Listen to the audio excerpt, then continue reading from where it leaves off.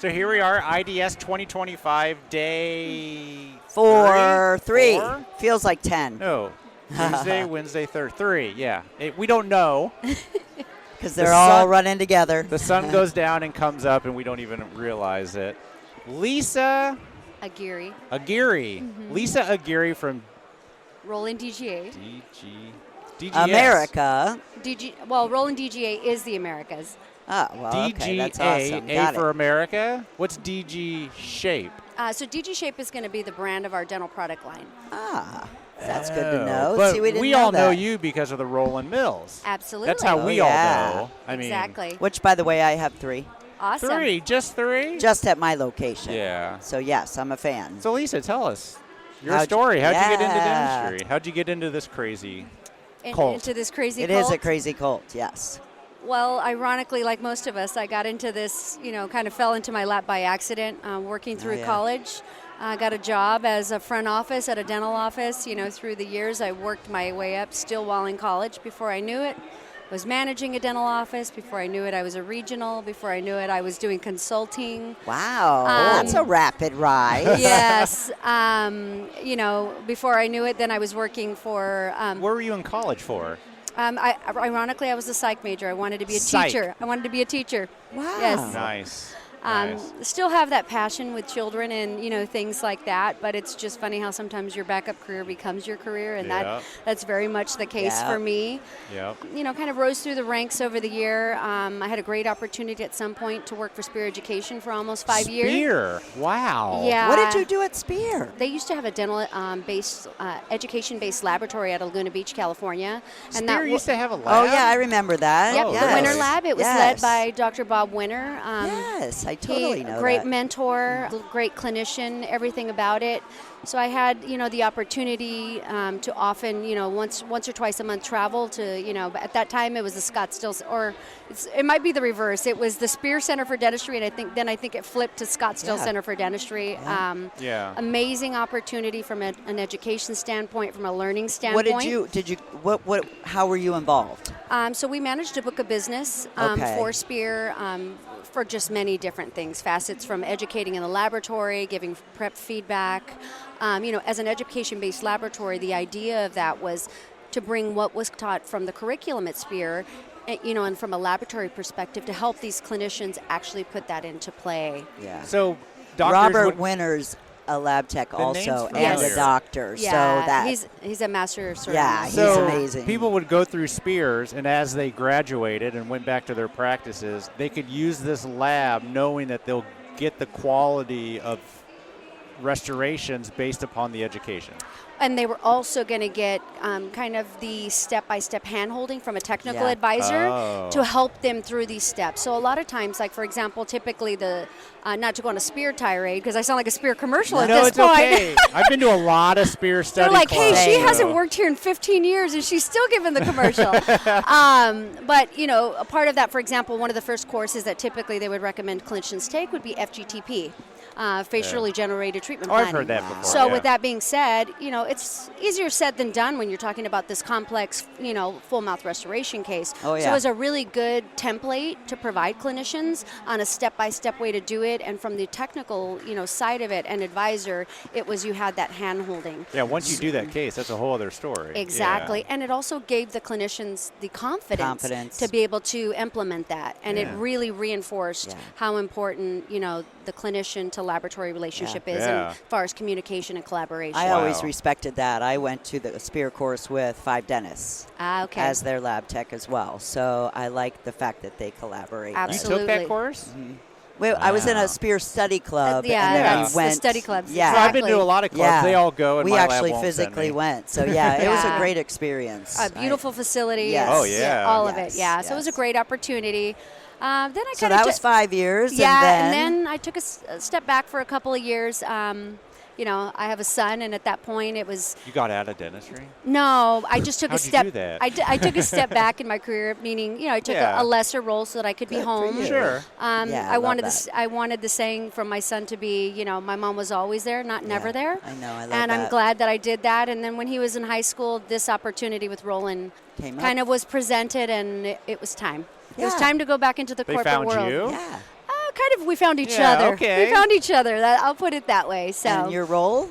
There? So when I started marketing? Now I'm marketing. When I started almost 6 years ago, I started as the product manager. Okay. Learned a lot. I had never been on the manufacturing side, but they were confident that the experience I had Absolutely. between education and clinical and laboratory, that I'd be able to help them bridge, all of those gaps and in between. There's a lot of working parts in those mills. Heck though. yeah. Yes. That's a lot to learn. You'd be, it's funny how at first I was a little intimidated by it, but one of the things I can say, so I was like a new clinical user basically, when I first got started, and here I am as the product manager, is the first thing that I learned was just how user-friendly and how easy to use our technology really is. And it needs to be. Exactly. Quite frankly. Well, we've got enough things to think about. Yeah. If you're a clinician treating a patient, as a clinician, you want to be focused on your patient and providing the best treatment for them. Yeah. And you need your assistant to be on that same page with you. To think about it's user experience, customer experience, no matter what side of this you're on, whether you're in the laboratory, the clinical, or even as a manufacturer. At the end of the day, it's because of our business, there's with Roland, many know that we also have the direct print side of the business, and our we always refer to it as paper versus patients. Like what we do actually affects people's lives and people's outcomes. The other one's making stickers. Exactly. That's a running theme. Sometimes that's more fun, but yeah, I get it. Yeah, I love a good sticker. That's the theme of this weekend, though. We've heard that over and over and over and over. The teamwork, the collaboration. Absolutely. Between patient, doctor, manufacturer, everyone, technicians. So, yeah. But doesn't Roland also have a musical instrument side? So how do you know that? I know things, Barb. Wow. I don't know. So ironically, a lot of people don't even realize that Roland has a digital print or, a dental side or anything like that. From the hobby side of things, people think of Roland Music. Yeah. So once upon a time, long story short, it was all one company. So Roland Music and Roland DG were the same company. Over the years, at some point it split, and they wanted to maximize the exposure and also be able to develop technology on both sides. So Roland Music is a standalone company, our quote-unquote former sister company, and then Roland DG, which is our parent company out of Japan. But the music is all electronic, right? I mean, it's like keyboards and stuff, right? It's not keyboards, like instruments. What's keyboards? They've got different foot pedals. They've got synthesizers. So ironically, the technology that you're seeing today in CNC milling actually comes from way back from the original Roland Music days. There's parts in a Roland mill that are also in a... Not necessarily the same parts today, because we're talking 40 years later. Sure. Right. But the technology itself, the plotting technology, is from the first... That technology was developed from the first Roland synthesizer. Wow. So That's kind of cool to see spectacular. the evolution of things and how, where dental mills, the idea came from jewelry was using, CNC, they were using the technology. So again... I always hear KM came from hearing aids. Like the original 3-shape was actually meant for designing hearing aids for people. And look at where it is now, isn't it? It's amazing how dentistry as a whole, no matter, again, what side of the fence you're on. Yes. It's funny, it all relates together, but really how it's all evolved and developed over the years. Wow. Let's talk about some of the Roland mills now. I mean, you got to be a large market. I don't think I've been in a lab that doesn't have a Roland. That's true. I mean, it's the popular brand. Well, we're proud of our brand. We're proud of the products that we put out. Again, we always talk about user experience and all of those things. The people are part of what make it what it is and have built the brand to be what it is. As, kind of one of our things is built to build your business, built to last. Like that's really what, our claim to fame is. And that's why you're seeing, from the laboratory side of things, you almost can't walk into a laboratory and not see a Roland mill there. At least one. I mean, exactly. You got to be proud of that. It's 4, 5, 6. Yeah. But Right. Yep. So technology is continuing to evolve. Here at IDS, we're blessed to have our European team here sponsoring the booth and, giving our team here from the Americas a little bit of a break where we're just here to collaborate, with our fellow DG shapers, as we call them. And you also, guys are still tired from Chicago, right? Yeah. I think we've caught our breath by now. We're used to kind of being on the go and being everywhere. We're a small but mighty team. We're showcasing a few new things here. We got a prototype for a denture inkjet printer that we're showing here. What? Yeah, that's cool. Kind of new trend there with the monolithic inkjet printers coming out. We just launched last Thursday, so a week ago we launched the DWX43W, which is going to be the new. Try to keep straight all the W's and all the W's and 42s X's. So it's going to just be an upgrade of our previous 42 best-selling 42 model of the wet mill.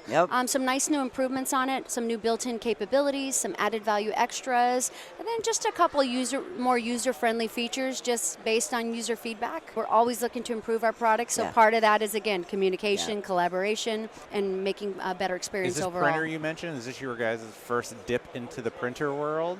Not into the printer world. Well, the 3D printing dental world, let's say. No. Oh, okay. You've had one. Yeah. So we actually have. We launched last year in. It's funny. It seems like a lifetime ago now, but I want to say it was July or August of last year. We launched our 3DX print line. Okay. Nice. So we do have a full suite in the Americas, LCD, 4K LCD printer bundle. Wow. We're doing very well with that. It's been very well received as far as integrating seamlessly and so forth with the rest of our DWX product line. 3DX, DWX. There's no coincidences, right? Yes. I don't know how you keep it straight. Yeah, but you I are. just keep saying a W and an X, and we're good. It doesn't matter. Right? Some number and WX. Exactly. So we have done that. So this is actually inkjet technology. Yeah, so that's this the multicolor. Right. So this is going to that's be pretty taking cool. actually from the other side of our business from DP.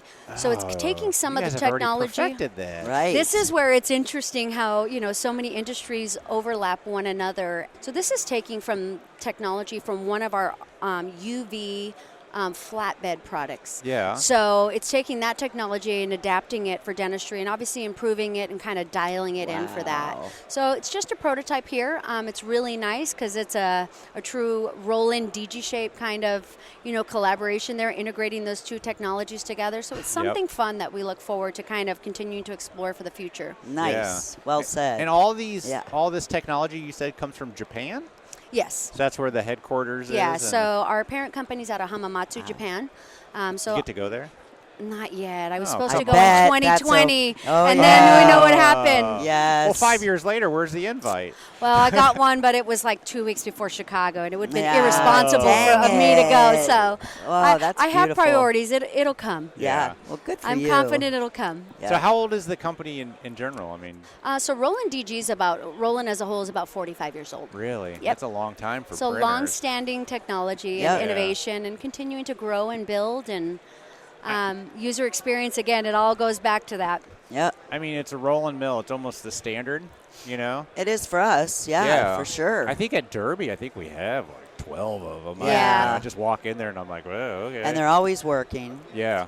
That's updating, important. working, and working well. Meaning working, not Right. breaking down. It's Right. an amazing piece of It's a equipment. workhorse. Yes. And I total like that you're workhorse. getting into 3D printing because for a while we all started saying, is milling going to go away? Right. Is milling going to go? I don't think it will. Because No. here we are many years later and it's just as big. You're probably selling just as many mills. Oh, yeah. Well, I think one of the misconceptions is I think that the industry kind of went an either or. Yeah. Yes. Kind of way instead of saying Both. really looking at it and really looking at how these two technologies really complement one another Yeah. and they really work together.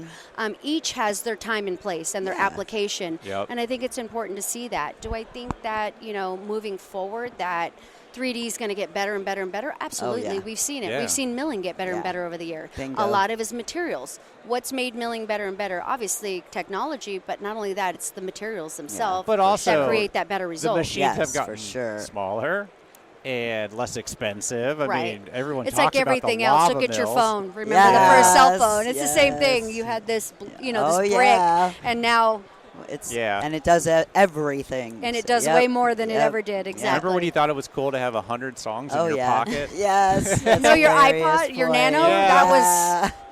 Wow, over 100 songs. Yeah.